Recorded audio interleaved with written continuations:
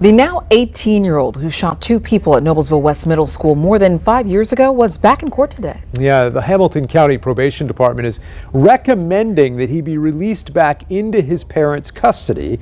Our Max Lewis was in the courtroom today. Max, prosecutors say he is still a danger to the community, though. Yeah, they do, Dan and Bierschel. The Noblesville school shooter will be released. That is not even a question. But at today's hearing, both sides made their arguments about where he should be released, and both have very different opinions on the best location. The Noblesville school shooter would have been released when he turned 18 earlier this year, but he was charged with sexual battery after fist bumping the breast of a counselor at the Pendleton Juvenile Facility where he was serving his sentence. In court today, prosecutors argued that proves he hasn't changed one bit.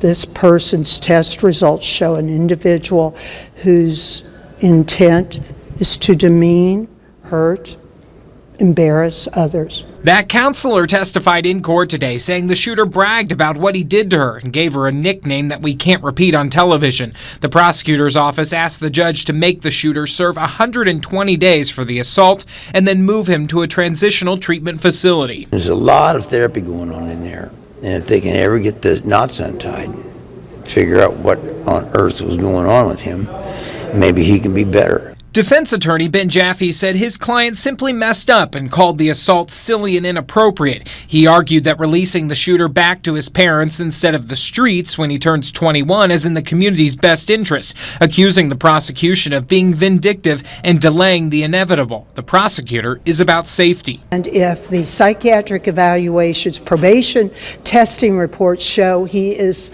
a concern for this community, you're darn right. We'll stick in there to the bitter end. The prosecutor's office said they have fielded numerous calls from concerned community members worried about what could happen if he gets out.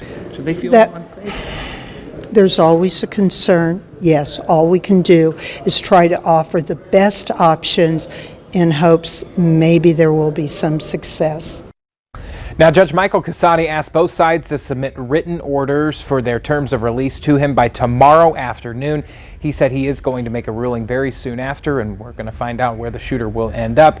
It's important to note neither the shooter's attorney nor his parents wanted to comment after today's hearing. Dan. Okay, Max Lewis reporting. Max, you were there in court. Yeah. The shooter's demeanor, what did you see? What did you notice today? Well, it's very interesting. I mean, obviously he's changed a lot. It's been 5 years since he was a young boy, right. But the really interesting thing was when he found out that there was not going to be a solution today, he sort of threw his head back, sort of what I would interpret as being annoyance or disappointment. And so, it's really anyone's guess, but he's going to get his answer soon here. Okay, we'll find out soon, Max Lewis. Yeah. Thank you so much. We appreciate it. Bierschel?